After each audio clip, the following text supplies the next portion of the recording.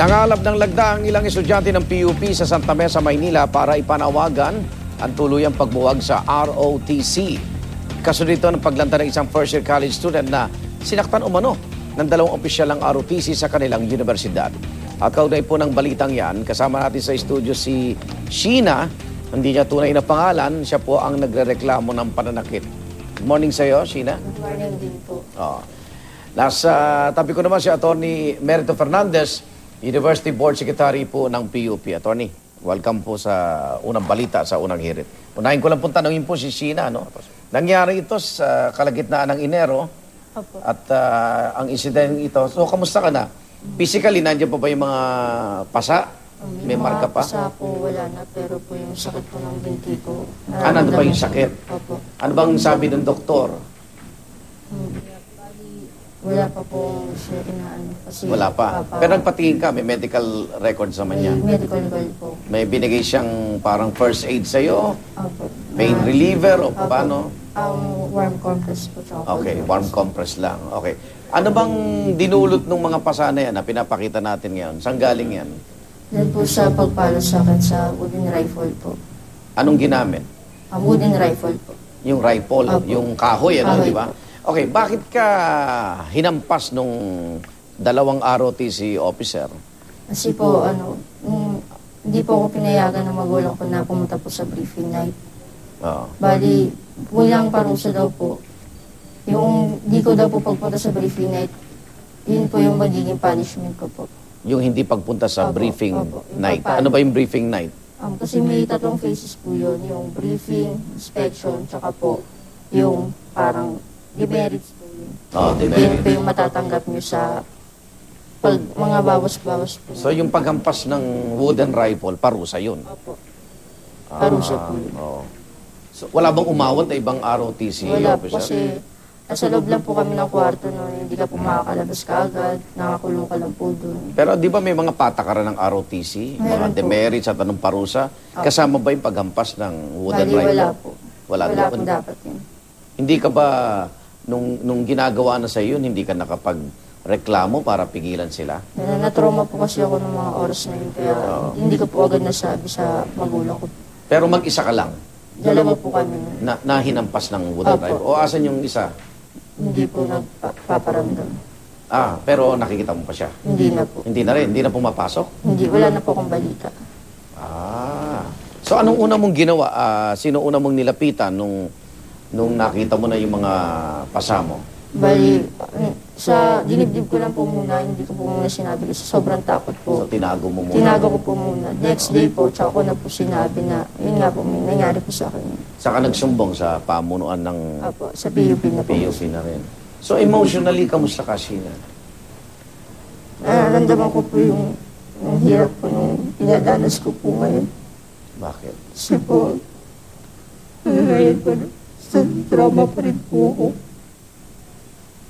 Hindi ka nakakapagtulog? Opo. Nakikita mo pa rin yung mukha ng dalawang officer? Hindi na po. Nung Wednesday na po. Nakita mo sila? Opo. Sinabi mo, alam ba nila na mali yung ginawa nila? Nakarating na sa kanila? Opo. So paano mo nilalabanan ito, Sheena, yung sakit na nararamdaman mo? Physically tsaka emotionally, ha? Mga pamilya ko po. Pati po yung mga kaibigan ko po na sumusupport ko po. Salamat po po.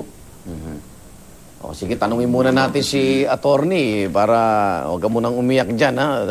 Naunawaan natin itong pinagdadaanan ngayon ni Sheena. Kamusta na po yung investigasyon at yung dalawang ROTC officer ba nakausap na, natanong na kung bakit nila ginawa yung higit pa sa dapat na parusa? Yes, sir. Nagkaroon na po kami ng preliminary hearing last Wednesday. Ito nung pong Wednesday ng umaga. Apo.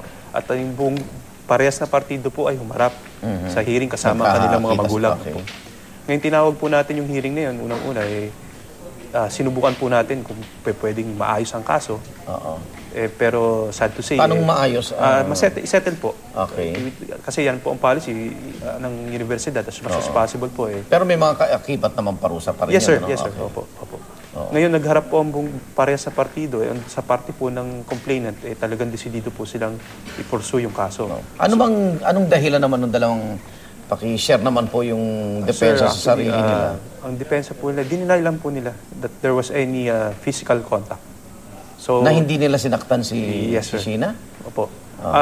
Yung allegation po ni Sheena, parehas din po doon sa sinabi ng mga respondent, except for the physical allegation ng physical contact yung sa hazing. Yun lang po ang wala. So, in-admit nila, So pinag-exercise parang nila. hazing nga nangyari, no? Pero hindi naman kung ROTC is a legal ano naman yan, organization, di ba? Kung mapapatunayan po na talagang nangyari yung ginawa kay Sheena, it's hazing po. Pero wala ho bang effort din yung pamunuan ng PUP, Atty. Fernandez, na hanapin din yung isang kasama niya dahil estudyante nyo rin. Baka hindi natin alam kung anong epekto rin kaya hindi na pumapasok. On the part po yata to ng director po ng NSTP, Okay. kung sinubukan din po nilang hanapin at kausapin pero hindi po yata desidido humarap at magreklamo. Mukhang tanggap po yata ng bata yung nangyari sa kanila kung meron yung nangyari. Kasi itong sila po, yung mga kadete rin, yung mga opisyal. Okay. Pero yung mga ROTC officer ito, estudyante rin to, di ba? Yes sir, they are. Ito ba'y unang pagkakataon na nangyari o kay Sheena lang nangyari to? So, sir, based on the records po ng PUP, ito lang po ang nag-iisang kaso. Pero according to... O baka naman walang gustong... Yun di nga ba? po eh. Parang may Pero according secret po sila dun eh. sa isang membro ng Student Disciplinary Board, yung aming student regent, Oo. ay meron din pong mga insidente na may nagpupunta sa student council Oo. na naghumihingi ng tulong dahil sila ay biktima ng hazing. Ng hazing. Ngayon, pag nire-require na ho sila mag-submit ng complaint affidavit, hindi na po bumabalik. Okay. Yung panawagan po ng mga estudyante na buwagin ang ROTC sa PUP, ano pong posibilidad nito, attorney? Kasi po sa ang desisyon po niyan para ito'y mabuwag, nasa national level kasi batas po yan. Oo. Sa Kongreso lang po makakapag-desisyon niya kung aalisin yan o hindi. Siguro po sa parte ng universidad, sa amin dapat po siguro pag-aralang mabuti yan. Okay. Sheena, anong reaksyon mo at patuloy pang dinideny no, ng dalawang ROTC officer yung nangyari sa'yo, bagamat pinakita mo na yung mga pasang inabot mo? Amin na po nila na yung ginawa po nilang kasalanan para po hindi na po masyado lumaki yung mga nangyari. Kasi po, pati po, madalas po kami, alam po namin sa sarili namin na nahihirapan din po kami. Anong year ka na ba sa PUP? First year college po. Anong course na kinuha mo? Engineering po. Engineering, okay. Siguro, attorney, pakitulungan na rin si Sheena. May mga psychologist naman, no? Ang PUP, Yes, sir. no? Opo. Para Guidance sa, yung guidance trauma. po. Para sa trauma na dinadaanan niya. Yes, sir. Salamat po, salamat Thank you very po. much, sir. Sheena, ingat ka, ha? Okay, maraming salamat. Si Sheena po, salamat sa pagbabahagi ng iyong kaso at si Atty. Merito Fernandez po, ng University Board Secretary ng PUP. Sinadya po naming baguhin yung pananalita no, ni Sheena. Siyempre, may takot pa rin to eh. So, tiyatago pa rin natin yung kanyang pagkakilanlan kaya hindi rin po natin siya maipakita sa hiling na rin po ng kanyang pamilya.